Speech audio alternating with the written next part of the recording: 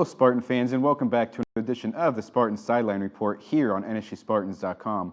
I'm Mike Bello, the Assistant Sports Information Director, and I am joined today by softball head coach Heidi Cavallo and junior outfielder Morgan Boyd. And Coach, you guys have had a week off. You know, there's 7 teams in the MEAC North, so everyone's going to get a weekend off at some point. So you guys get the second to last weekend of the season off. It's good. It's kind of good timing for you guys because, you know, players got a chance to rest right before the end of the season. You know, finals week is this week, so they get a chance to study for the finals, get caught up. But it's also probably a bad side, too, the fact that you guys are on a roll so well, and all of a sudden you're not playing for more than a week. So just talk about the good and the bad as far as having that week off. I definitely think it's a positive. A positive having this week off. It is really nice to let the players kind of rest their bodies, but our kids are really involved in their schoolwork, and they actually are extremely stressed out this time of year, like any other athlete would be. So we really like having that time off. We gave them 2 days off so they could get their studies in. That way this week they can really focus on practice and not be so stressed out by exams. But is there kind of an adage, though, when a team is on a roll, you know, softball or any sport, that you want to keep playing, you don't want to have time off, though? I think a lot of people would say that. We play, I think, a lot better when we have a couple, breaks in there. And yeah, it would have been nice to keep playing over the weekend, but we did go live. We went live Friday and Saturday with the inner squad, so the hitters were seeing live pitching, our pitchers were throwing to batters, which was really good. And we plan to do that, later in this week to prepare for the weekend. And your last competition was Wednesday of last week. You played a doubleheader at George Mason, came out with 2, really quality wins. Jamie pitched a great game in the first game, shut him out. You guys came back, you were down 3-0 in the second game. Wasn't looking too good for you there at first, but you guys came back and Liz Riley shut him down the rest of the game. And this is a George Mason team that beat Hampton 2 games. It swept them in a doubleheader, a non-conference doubleheader earlier this year. So I'm sure that gives you a lot of confidence heading into the Hampton weekend this weekend. Absolutely, but you never know. You never know what team shows up and what team has issues that day. So it's kind of any given day. Anyone can beat anyone. But we were really happy with how we played at George Mason. We had really sound games. Defense was on, pitching was on. And then we definitely hit the ball when we needed to. I thought that George Mason did a really good job of defending us. I mean, we put the ball in play hard. It just took a couple shots and back-to-back hits for us to score those 4 runs in game 2. Obviously, going to this weekend, you guys have got Hampton. It's pretty much end of the regular season. Next weekend is the tournament. So this pretty much everything comes down to this weekend. It's for all the marbles. The first place in the MEAC North is on the line. Probably some awards, MEAC awards are on the line this weekend. So, I guess for you guys, it's probably very exciting that not only is everything on the line like that, but it's against a rival, the rival Hampton. I'm sure you guys are excited to have that. Right. Regardless of where Hampton and Norfolk State are in the standings, it's always a huge rivalry. In the past, we were in 3rd, and they were maybe in 4th or 5th, and we just get pumped up to play them. I'm sure every sport here does. It's that Battle of the Bay. It's close enough that we're away, but we have a ton of fans coming. And it's nice that everything is on the line.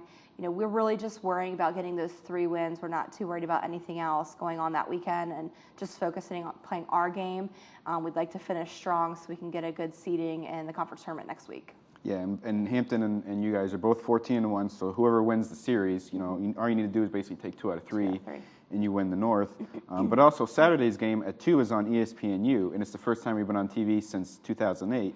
So I'm sure just as well you guys are excited that, hey, we get to be on TV, national TV, prime, middle of the afternoon on a Saturday. So I'm sure that's exciting for all the players as well. It's really exciting.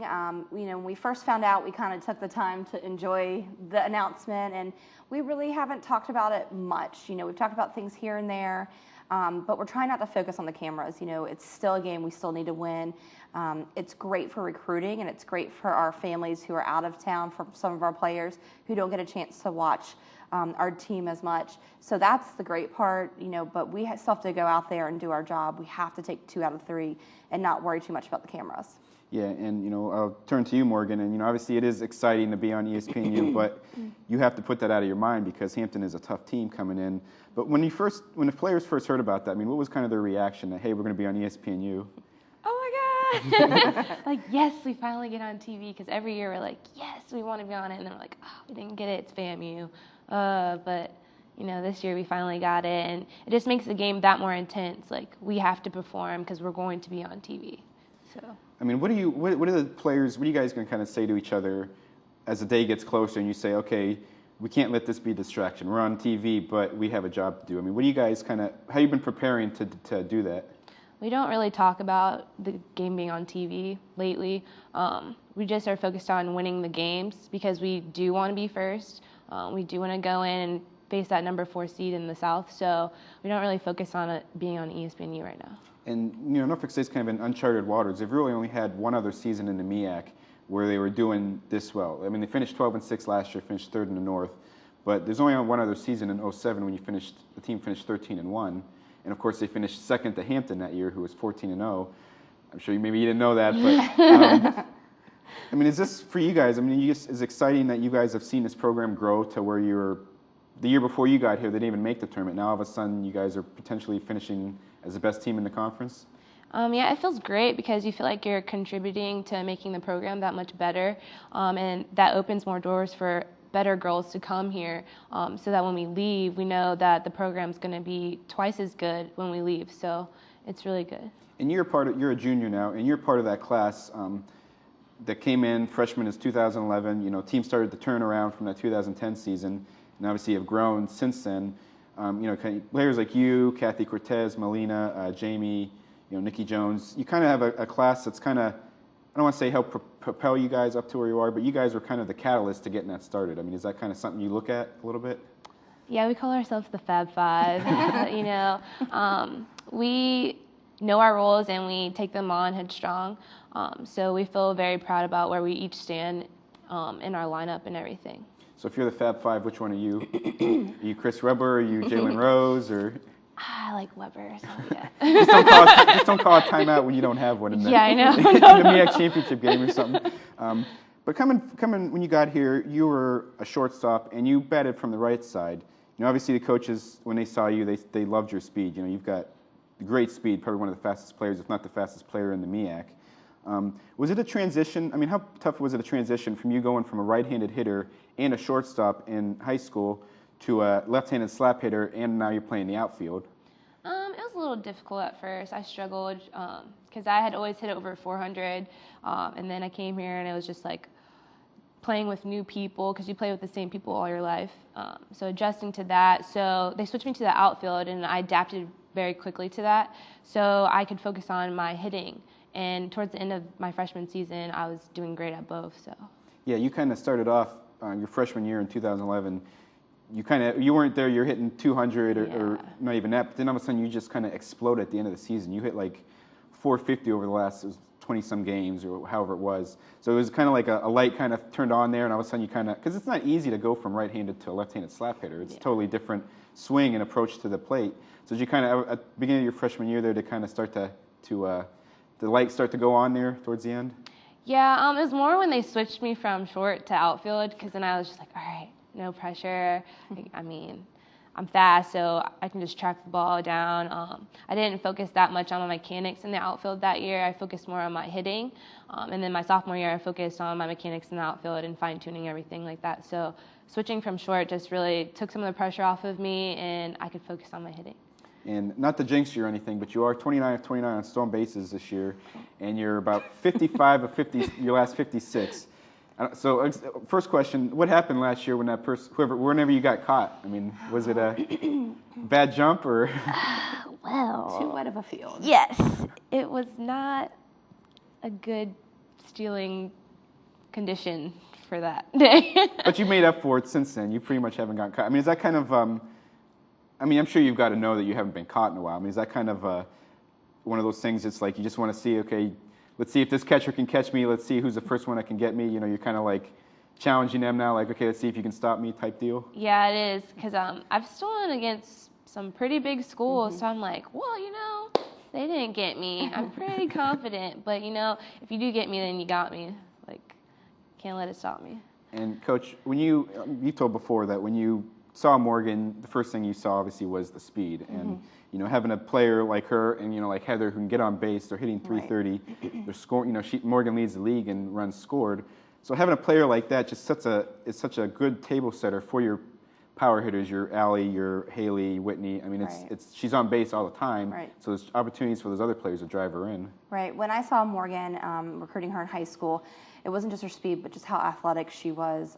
She's one of the strongest kids we have, and we knew that we could do anything with her.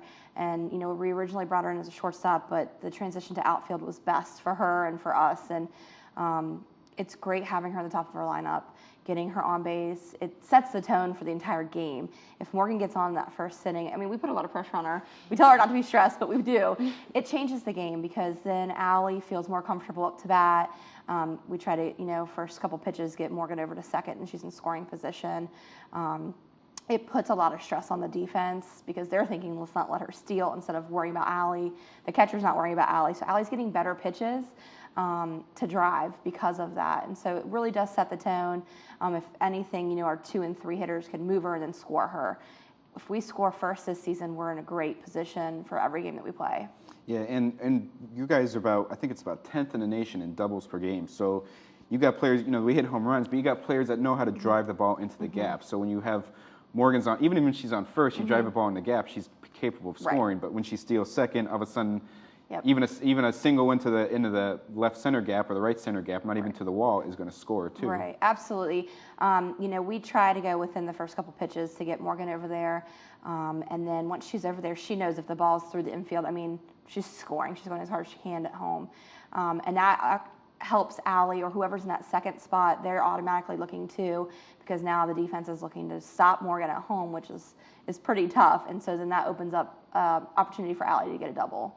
And we talked about it kind of with Haley too. You have these players, local players. You scout the local area so well that people just kind of don't really identify them, I guess. When earlier this year the Marist coach was just raving about Morgan. He's talking about how much he would have loved to have her on the team. I mean, I guess that's a key for you guys. You're not going to be able to go out and necessarily get the big national talent. Obviously you have sometimes, but you got to scout the local area as well. So you got to find players like Morgan who people kind of overlook, that you can turn into someone who's athletic, that you can turn into a great player. Right, absolutely. I'm a big time Hampton Roads recruiter. I go out constantly once our season's over, watching all the high school games. There's a couple kids who we were like, what, this kid could do a really good job for us. We know that they're great athletes and they're going to work hard, and it's kind of a nice opportunity to keep them home. Saves on a little bit of budget for us. I love having the local kids mixed with our kids from out of state.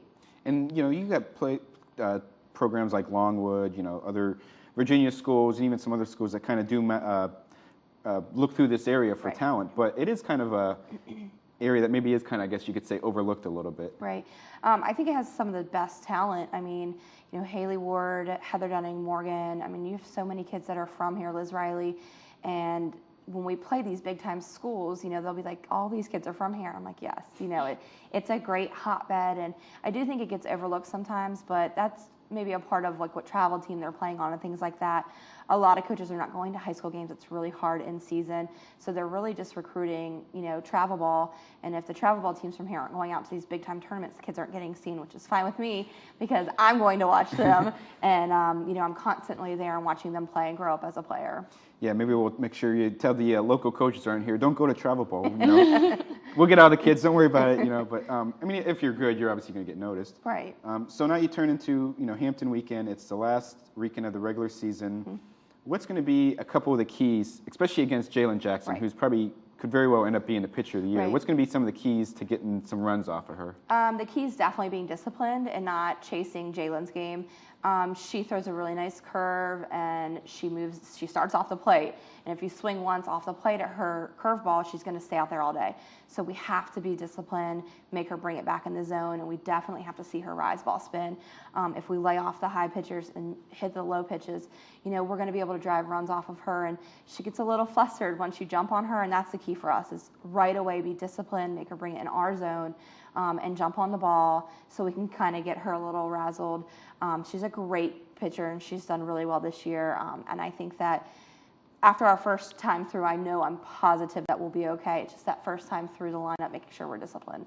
And then, one last thing, too, is obviously Hampton does have some hitters. Taylor McCoy is a freshman. She'd pretty much be freshman of the year if it wasn't for the Savannah State third baseman who's hitting the ball like crazy. So they do have some hitters. Yeah. But do you feel like you guys have the capability of shutting them down, and even if we have to win 3-1 or 2-1, that Right. you're capable of doing that? Absolutely. The key is for the pitchers to get ahead, and that's something I talk with Jamie and Liz all the time. It's so important. You cannot give up those walks or hit batters and then have a big-time hitter come up to score them. So as long as we don't let them string hits together or a walk and a hit or an error and a hit, I think that we're going to be okay. We've got to control those top hitters for them. They've got a couple of really quick girls, so keeping them off base and controlling their offense when we're on defense is key. Okay, well, Coach Cavallo and Morgan, we thank you for joining us today, and obviously good luck this weekend. It's a big weekend over at Hampton. We'd also like to thank the NSU Department of Video and Media Production for their help here today, and of course, we'd also again like to thank Coach Cavallo and Morgan for stopping by. I'm Mike Bello. Until next time, thank you for watching the Spartan Sideline Report here on NSUSpartans.com.